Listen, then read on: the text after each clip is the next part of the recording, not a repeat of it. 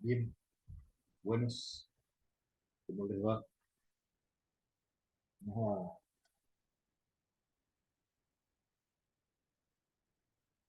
a dar nuestra clase de criminología de la lección de la unidad 6 del 10 de abril. Eh, las disculpas del caso. Entonces,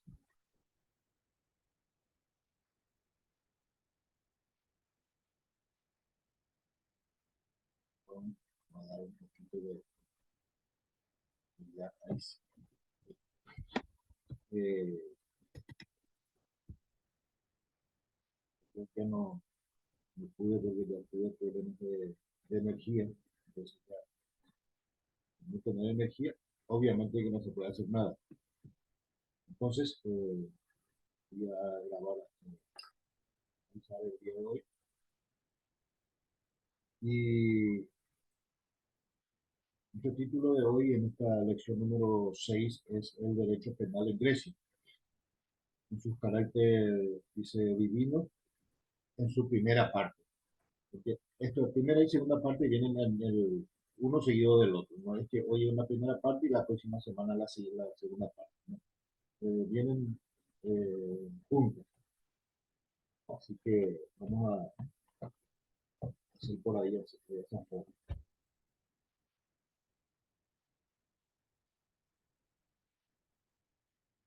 Bien, dice, el derecho penal en Grecia el derecho penal griego se necesita, dice, distinguir dos etapas, que son también llamadas legendarias. El derecho penal se hallaba influenciado, como de los pueblos orientales, por la divinidad y por consiguiente el derecho de castigar era considerado como un mandato de Júpiter. Cualquier delito que incurría una persona, sea leve o grave, especialmente este último, constituía una ofensa a la divinidad. Entonces, perdón, estoy con...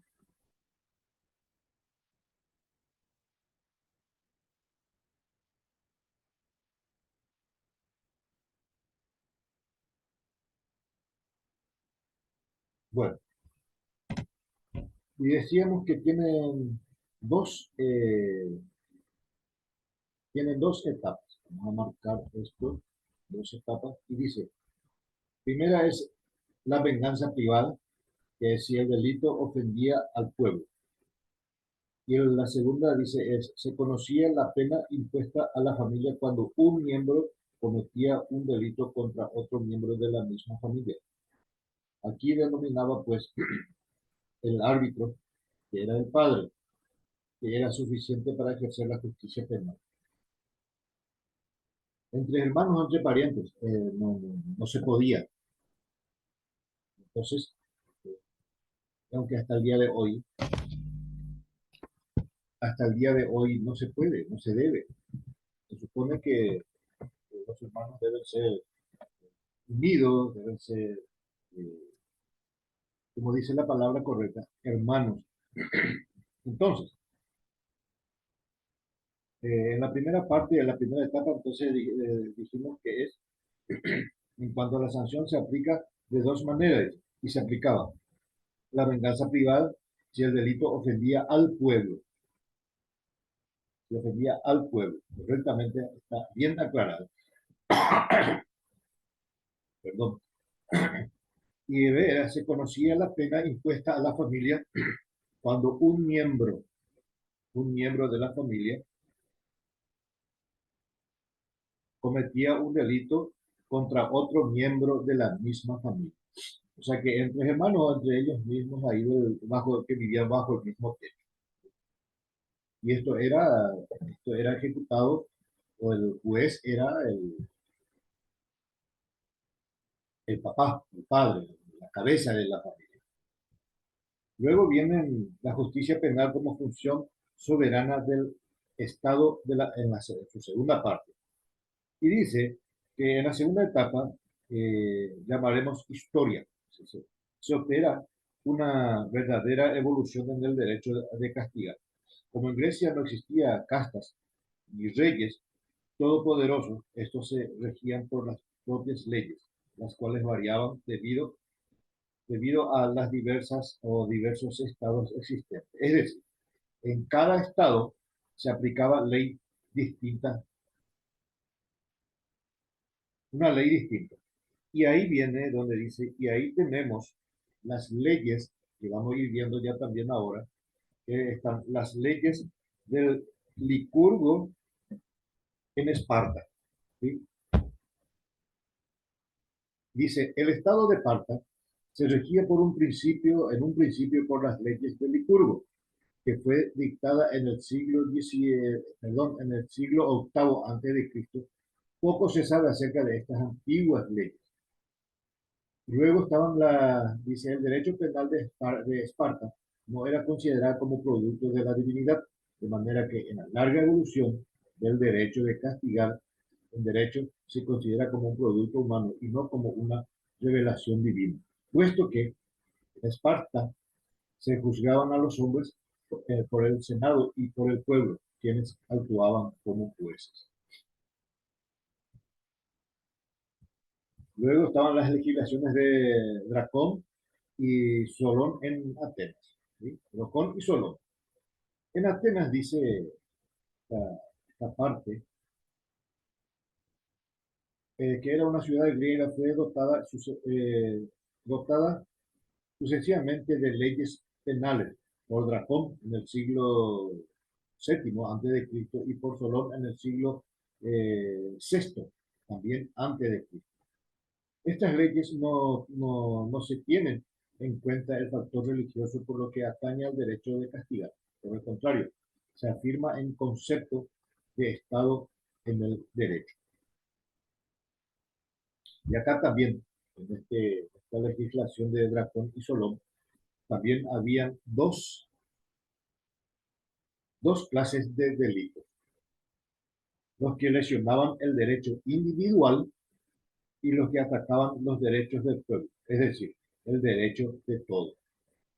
El que atacaba y hasta hoy es así, solo que con otra denominación, que si un ciudadano ataca algo que es del Estado, le está atacando a la misma población también. ¿Por qué? Porque ese patrimonio es de todos.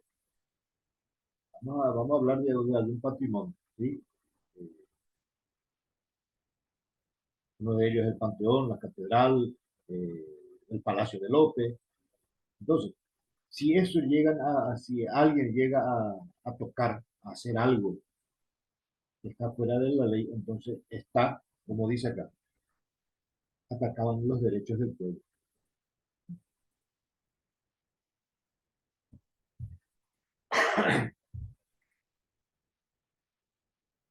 Dice, en este caso, las penas nunca caían o recaían sobre los parientes del delincuente, característica de esta época. Las penas se aplicaban individualmente.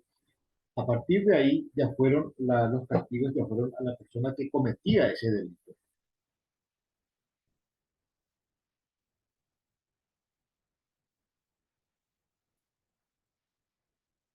Para imponer un castigo dentro de la técnica penal griega, se tenía en cuenta el elemento objetivo, vale decir, la intención, o sea que hasta hoy se sigue manejando ese sistema en nuestras leyes penales. Lo dice, vale decir, la intención del criminal cuando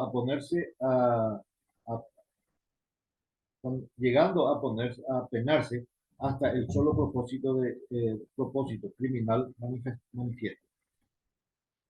Todo eso se veía ya en aquel entonces. ¿Por qué hizo? ¿A qué se debe que hizo? ¿Mm? Y es hoy por hoy también nosotros como abogados y en algunos casos, bueno, algunos entre ustedes que tendrán la intención de ser fiscales, de ser jueces, de ser magistrados. Entonces, todo eso se lleva en cuenta.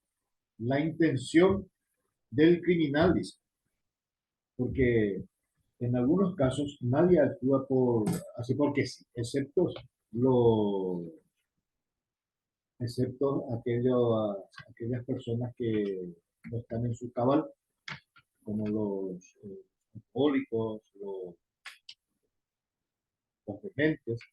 Esos, por ejemplo, no están en su cabal, entonces pueden reaccionar en forma diferente a una persona relativamente, o que se considera una persona normal. Entonces, allí se ve toda la intención de la persona que cometió ese delito.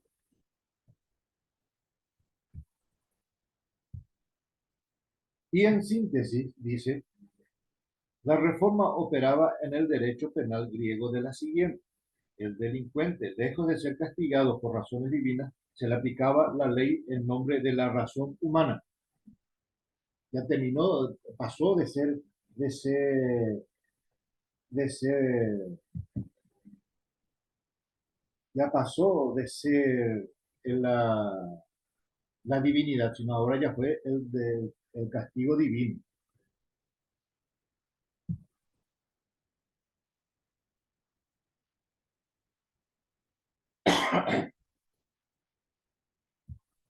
Y que, por eso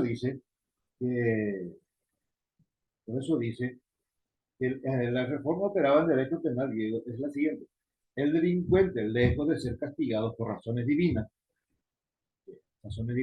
sabemos que venía de los castigos que venía del cielo, o eran castigados eh, por los religiosos en aquel entonces. Pero a partir de ahí ya no. Por eso dice que los delincuentes ya eran castigados por la razón humana. O sea que se estudiaba su caso y se les castigaba. Esto fue posible porque en Atenas, dice, se conquistó la libertad. La libertad surge, y la libertad surge en medio del pueblo. Un personaje, el ciudadano, era alma y corazón de la democracia griega. Y esto tenía, y esto no era que dictaba un rey, un monarca, no. Esto ellos ya tenían preparados, ya tenían lo que era los tribunales atenienses. ¿Sí? Ellos ya tenían en aquel entonces los tribunales. Y uno de ellos era la Asamblea del Pueblo, que era la que tomaba todo esto en cuenta, el Consejo, el Arcópago, que trataba de ciertos homicidios de los negocios del Estado y de la religión. Los Eliatas, que se componían de 6.000 hombres con 3 secciones. El menor de ellos tenía 50 miembros. El de los Efetas, se trataba de los asuntos criminales. Además de eso, vamos a marcar ya también. Estaban los tribunales que tenían competencia de juzgar a los homicidas, que eran los arcópagos y los efetas, que se dividían en 5 clases, y eran los epitaldios para los homicidas premeditados. ¿Qué significa homicida premeditado? Son aquellas personas que pensaron, calcularon, organizaron todo lo que iban a realizar.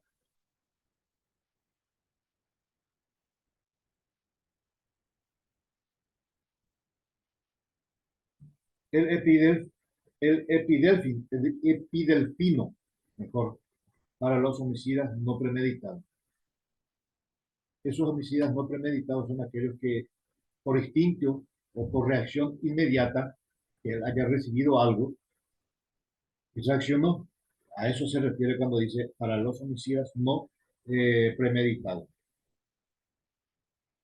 El enfrentio para los desterrados y casos de homicidio. el episalatio para los crímenes cometidos en el mar. Para tener en cuenta cómo estos griegos ya venían organizándose bien como corresponde. Y más aún en todo lo que fue el derecho, lo que fue la cultura, porque esto también forma parte de la cultura. Porque si hoy tenemos nosotros un código, significa de que ese código debe ser respetado. Y es lo que hacían estos griegos para que todo esto resultara, ¿verdad? Luego viene la doctrina penal de los filósofos, de Pitágoras, Platón, Aristóteles, que eran filósofos de la época. Dice, estos tres filósofos griegos formaron principios, o formularon principios, pero llegaron a constituir el derecho penal de la época, pues no pasaron de ser simples pensadores, entre genios de cultura helénica, pues los principios penales se adelantaron al pensamiento de los siglos. Y vamos a ir viendo de a poco. Acá tenemos a Pitágoras que dice, este filósofo griego nació en Samos, allá por el año 600 a.C., y estudió geometría, inició su estudio de la geometría. A su vuelta, dice, fundó una cofradía. Y, cofradía, cuando habla de cofradía, estamos hablando de grupos cerrados.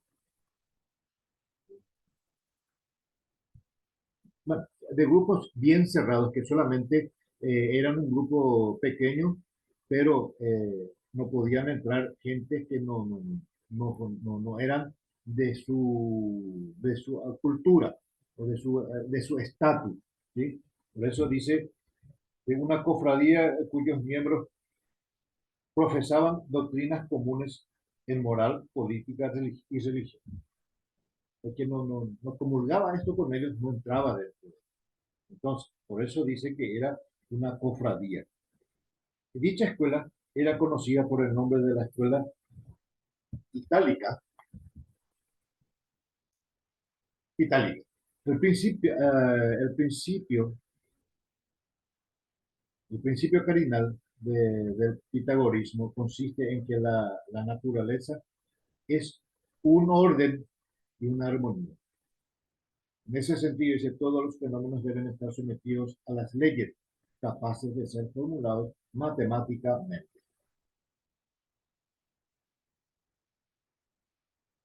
Y acá dice, estos, para agregar un poco más nomás a lo que estamos hablando de Pitágoras. De esto se deduce que en la doctrina de Pitágoras aparecen por primera vez como especulación metafísica la teoría de la expiación. Y expiación habla mucho ya en el Evangelio también, habla mucho de la expiación. O sea, la pena concebida como sufrimiento, que es la expiación, siendo la base de su doctrina la armonía. Al deducir la armonía rota, el estado armónico del mundo. ¿Sí?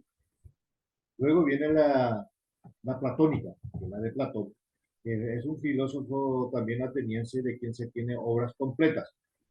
Su filosofía se distingue por el concepto de las ideas que son instituciones a priori.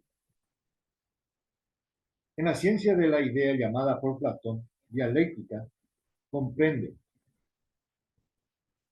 comprenden dos aspectos: el estudio de las leyes del pensamiento y el estudio de las categorías o formas generales bajo las cuales se conciben las cosas. Dice, Platón sostiene que por medio de la abstracción y la generalización se formulan las ideas y que por medio de los sentidos se estudian los individuos o las especies. Luego viene, por último, tenemos que eran tres.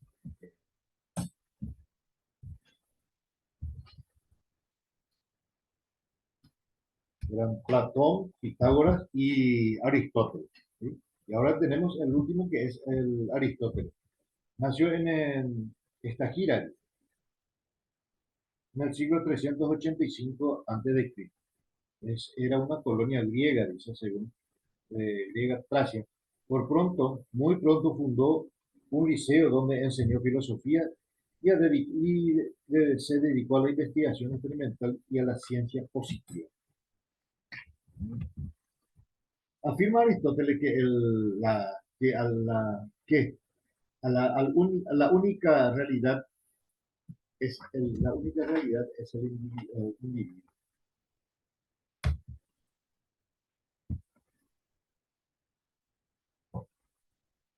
Y esta teoría, también Platón, Aristóteles, dice que la teoría de la causa se compone de cuatro partes principales: causa material, causa formal, causa eficiente y es una causa final. Y vamos a ir desglosando por partes. La causa material, dice, es la materia de que está formada las cosas, o las cosas. La causa formal es lo que agregado a la materia lo determina. La causa eficiente es la razón por la cual ha sido hecha. Y la causa final es aquella para que a la vista de que a la vista para qué se ha hecho esa cosa.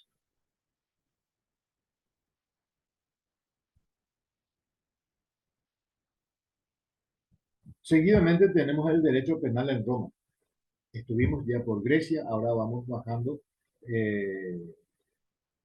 vamos a Roma.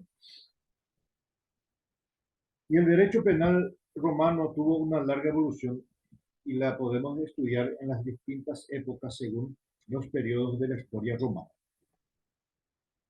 El primer periodo comprende el reinado de los reyes que se extiende desde la fundación de Roma a la República, es decir, desde el año 758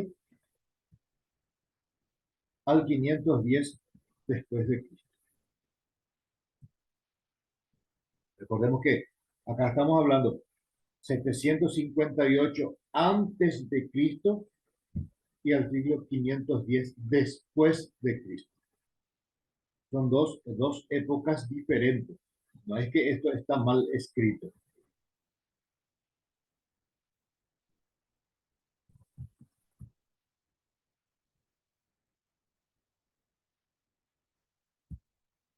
Dice, el primer periodo corresponde a los reyes. Es el ya.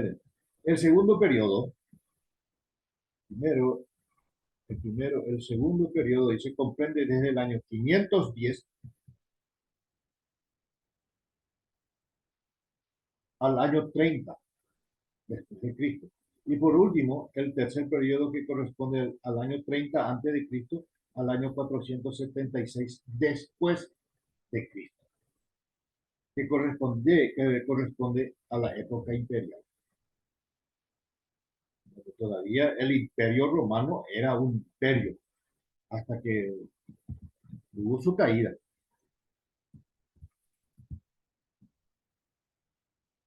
Dice la ley de las 12 tablas. Recordemos que la ley de las 12 tablas, de las 12 tablas surgió, surgió en Roma y dice, el derecho penal romano comenzó con la ley de las 12 tablas durante el siglo V antes de Cristo. Estas leyes fueron dictadas durante el periodo republicano, iniciativa del tribuno Tertulio, que principalmente fueron grabadas en 10 tablas. Al principio eran 10, que fueron colocados en el foro a fin de que llegue al conocimiento del pueblo. Eran las leyes que el pueblo debía cumplir, entonces estaba a la vista de todos. No como hoy que tenemos la posibilidad de que el que quiere tener un código, algo de leyes, la Constitución Nacional, se va a una librería, lo compra y lo tiene, empieza a leer, porque es importante que tengamos para que podamos saber y tener conocimiento de nuestras obligaciones y eh, de nuestros derechos. Dice, estas leyes introdujeron importantes reformas y entre ellas figuran la división de los delitos en tres grupos. Delitos perseguidos incondicionalmente por la fuerza pública, delitos perseguidos condicionalmente por la fuerza pública y los delitos que merecen sanciones civiles. Delitos perseguidos incondicionalmente por la fuerza pública y los delitos perseguidos condicionalmente. Son dos condiciones. En verdad son tres, pero acá estamos hablando de estos dos delitos, de los dos primeros, que es uno es incondicional y el otro es condicional, por la fuerza pública. En el primero, como dicen en los delitos perseguidos incondicionalmente, figura hurto, homicidio, incendio voluntario, falso testimonio y corrupción de jueces. En el primero, en el delito incondicional. En el segundo grupo, dice, se encuentran las lesiones corporales y finalmente en el tercer grupo comprenden los casos de hurto no manifiesto. Bien clarito. Ya desde aquella época ya venían los griegos, los romanos, que ya venían organizándose, ya tenían bien organizado todo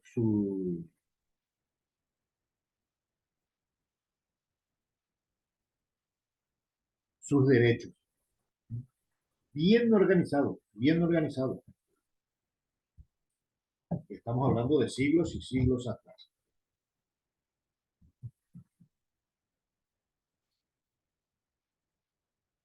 Y tuvieron otras reformas que son en este mismo periodo, le dicen los actos delictuosos, fueron divididos en dos categorías. El criminal que era hecho, el crimen que era hecho castigado públicamente y el delito de hecho castigado privadamente. De acuerdo a la gravedad, era público y se le hacía en las plazas como antes, en la época de los verdugos se hacía. ¿Sí? Y los hechos castigados privadamente, que ya eran juzgados por por un tribunal.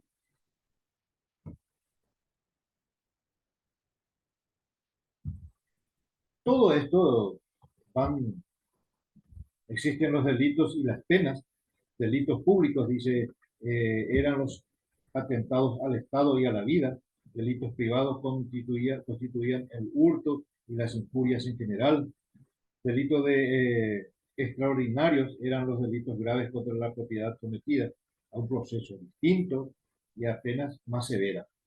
Y así iban ya ellos haciendo, preparando, organizándose, cosa que hasta hoy tenemos, por suerte, la gracia de tener todavía todo esto. Dice, también existían otras clases de delitos. Cuando la monarquía absoluta tuvo en su poder la función legislativa, existían los siguientes delitos. Y vamos a ir eh, conociendo. Delito contra el Estado constituía la deserción, traición, abandono de Roma a la rebelión. La herejía, homicidios y otros delitos semejantes. La coacción, falsificación y astucia. Delitos sexuales, cohechos,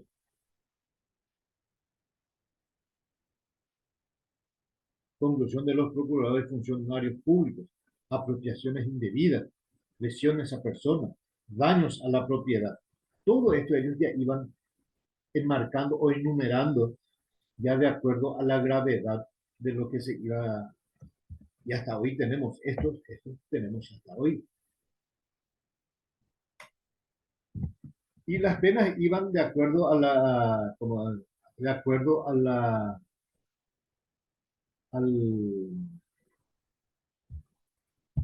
de acuerdo a lo que lo que se cometió, desde lo más leve a lo más eh, grave.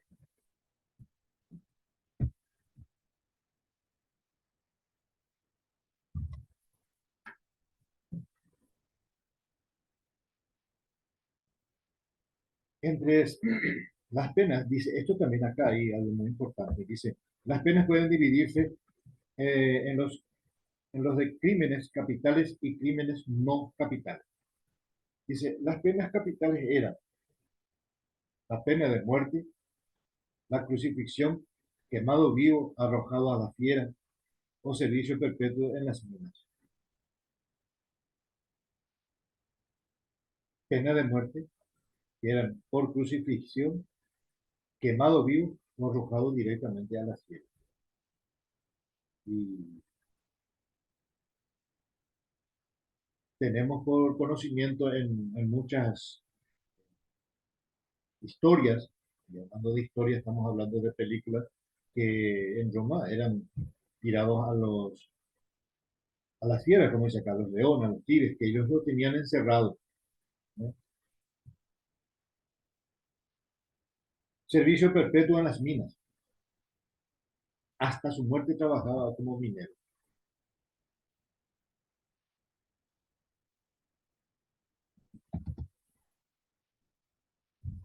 Y están las que son las penas capitales y las no capitales.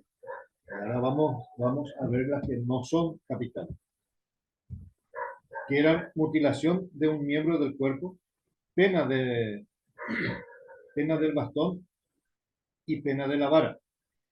Penas infamantes, entre las cuales figuraban condenación a la memoria, infamia y la expulsión de los cargos públicos. Y penas patrimoniales, que eran confiscación y multa. Además de sacarle todo lo que tenía, esa, esa persona debía pagar una multa.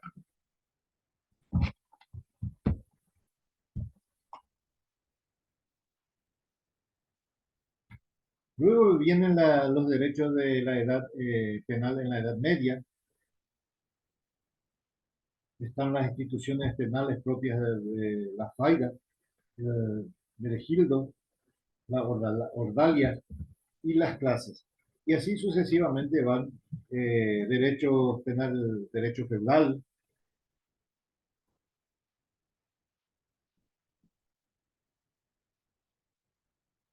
Uno de ellos acá dice, de la Faida, dice, tiene el Beregildo, el Fredus, las Ordalias,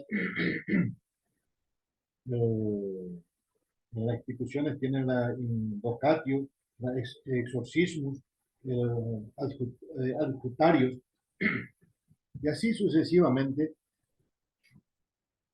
tenemos sistema eclesiástico, su influencia, porque recordemos que también en su época la iglesia tenía mucha influencia dentro de lo que es una legislación en Roma principalmente.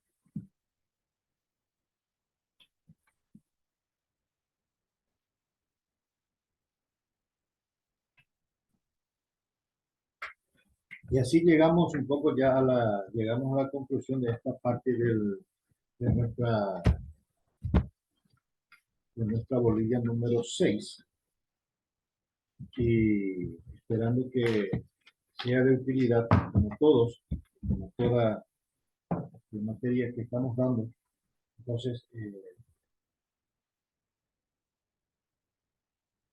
yo espero que me envíen las tareas, los trabajos que yo les estoy dando, porque como les dije la semana pasada, tengo entendido que de aquí a poco ya vamos a empezar a tener nuestros parciales y próximamente ir sumando también las parciales y las presentaciones de los trabajos.